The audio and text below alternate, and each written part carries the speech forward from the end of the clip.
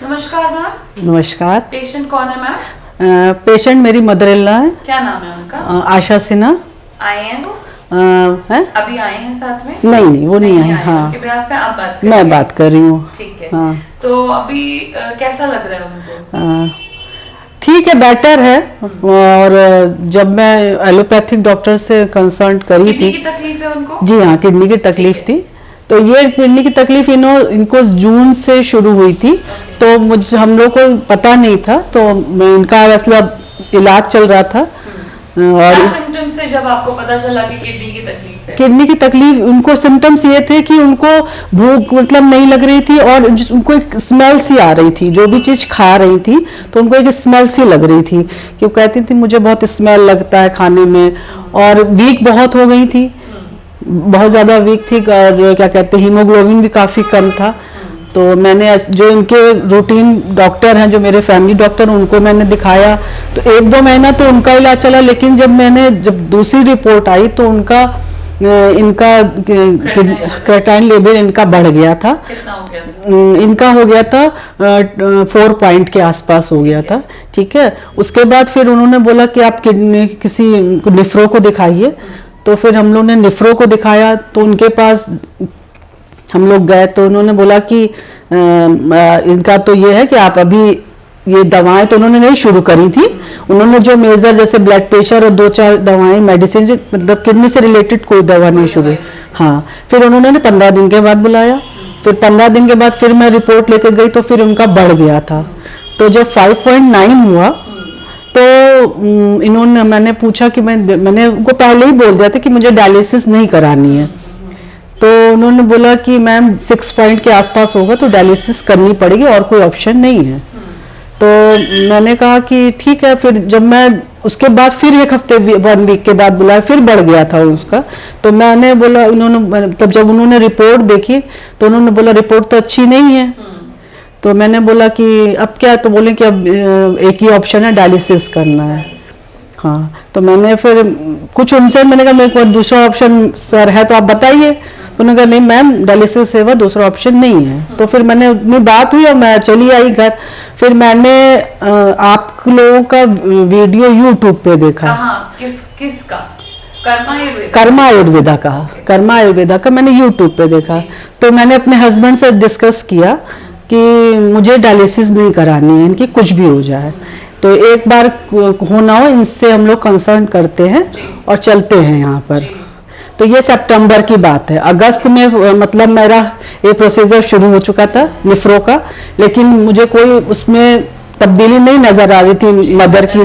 हाँ, मदर की सेहत में कोई फर्क नहीं हो रहा था। उनकी मतलब तबीयत बहुत ज़्यादा खराब होने लगी थी।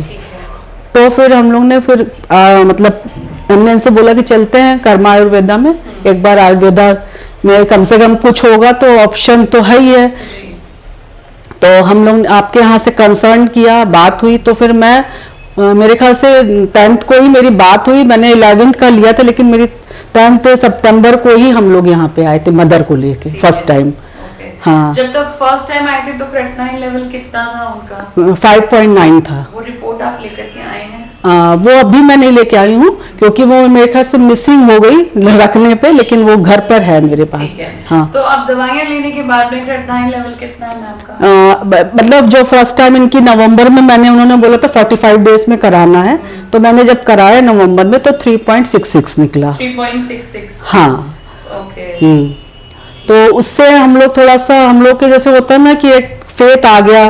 तो मुझे लगा कि चलो इससे इनका मतलब इतनी ज्यादा से इतना तो मतलब डायलिसिस नहीं करानी पड़ेगी। ये मुझे थोड़ा सा अंदर से वो सेटिस्फेक्शन मिला। हाँ। और फिजिकली उनको क्या क्या चेंजेस नजर आए? फिजिकली उनको काफी चेंजेस आए, जैसे मतलब कि एक्टिवनेस हो गई। जैसे बहुत ज्यादा हर बार बोलती थी कि मुझे वॉशरूम जाना, मतलब मैम हम लोग पूरी रात नहीं सो पाते थे मदर की वजह से। और कई बार तो वो गिर पड़ी, क्योंकि वीकनेस की वजह से कई बार गिर पड़ी। चोट भी काफी लगी उनको, क्योंकि उस समय उनको मतलब इतना ज्यादा बढ़ा हुआ था कि उन्हें कुछ समझ में नहीं आता।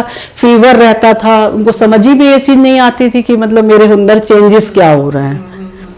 तो ये है कि इसके बाद जब नवंबर जैसे से ये दवा करी मैंने मेडिसिन कर्मा आयुर्वेदा की, तो इनके अंदर चेंजेस ये आया कि मतलब थोड़ा सा अपने आप में इनके अंदर कॉन्फिडेंस लेवल बढ़ा। और हम जैसे मतलब जैसे एक आदमी की हो जाती है ना इच्छा खत्म हो जाती है कि मैं अब जी नहीं पाऊंगी, वो इन्होंने वर्ड्स बोले थे ऐसे, तो फिर एक अंदर से उनकी उम्मीद जगी और फिर से उनके अंदर एक विश्वास आया कि नहीं मैं हूँ, ठीक हो सकते हैं। ठीक है। हाँ, तो ये आप दिखा सकते हैं कैमरा में ये रिपोर्ट्स?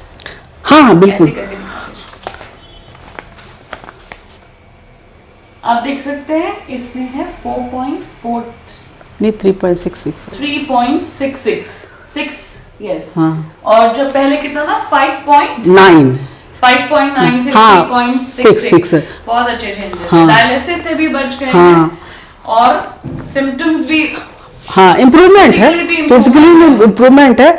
और देखिए 82 प्लस लेडी के लिए ये एज काफी है और ये चीज इम्प्रूवमेंट होना एक बहुत बड़ा मिरेकल ही होगा। हाँ बहुत अच्छा है। हाँ और फिजिकली भी काफी अच्छे चेंजेस। हाँ हाँ मतलब फिजिकली भी बहुत एक्टिव है, ऐसा नहीं है कि आप उनसे ये कह दीजिए कि लेटी रहे, उनको खुद अच्छा नहीं लगता है कि उनको लेटने के लिए का। अब ये एक एक्टिवनेस है। अभी जैसे विंटर में जाती थी अपने आप लिफ्ट से उतर के, हाँ गार्डन में बैठती थी अपने आप, हाँ अपने आप सारा मूवमेंट उनका रहता था, ऐसा नहीं है। और अच्छे से उनका सब मतलब ये है कि हमको ये हम इससे सेटिस्फाइड हैं कि मतलब यहाँ पे लोग आए कर्मा आयुर्वेदा में, और यहाँ किडनी के जितने भी पेशेंट है अगर जिनको मतलब क्रिएटिनिन लेवल अगर इतना ज़्यादा है तो यहाँ पे आए। और ये मतलब देखिए आयुर्वेदा है तो थोड़ा तो धीमे धीमे असर करेगा, लेकिन आपको 100% रिजल्ट तो मिलेगा, रिजल्ट तो आपको 100% मिलेगा। हाँ, और इसीलिए हम दोबारा आए हैं यहाँ पर मदर का इलाज करने और कंटिन्यू करेंगे। और एलोपैथिक दवाओं को मैं धीरे धीरे बंद कर दूंगी।